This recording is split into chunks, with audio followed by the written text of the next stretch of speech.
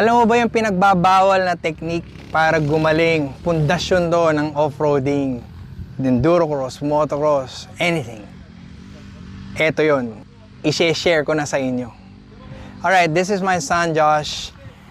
And it starts sa paa. Last time, nag-share ako paano ka tatagal 4 hanggang 6 na oras in riding a dirt bike na nakatayo. So, in a sense, ito yung pundasyon nun. Tingnan nyo to. Josh, can you stand up?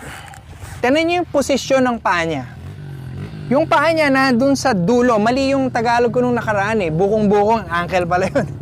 Yung dulo na kanyang paa. Ito yung foot peg niya. So, nahandyan dapat ang posisyon ng paa mo. Kung nahandyan ang posisyon ng paa mo, mapapansin mo na yung iyong heel niya medyo nakababa ng konti. So, dahil nakababa ng konti yung heel niya, tanong mo yung kanyang tuhod. Diba? Ito yung tuhod niya, hindi siya nahandito. Kapag yung tuhod nyo ay nahandito, yung hita mo, yung muscle group dito, mapapagod ka. Okay? Pero ito ang key.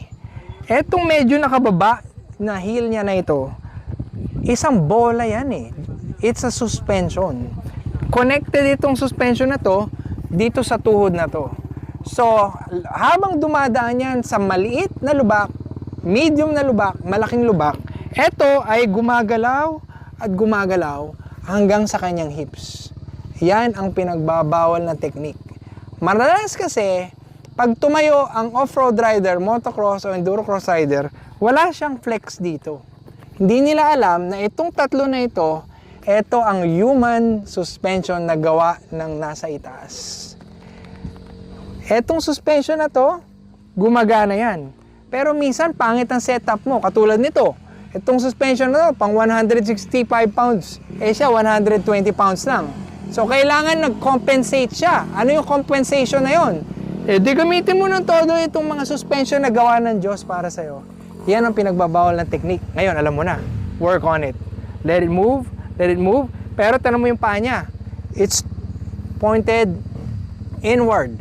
Why?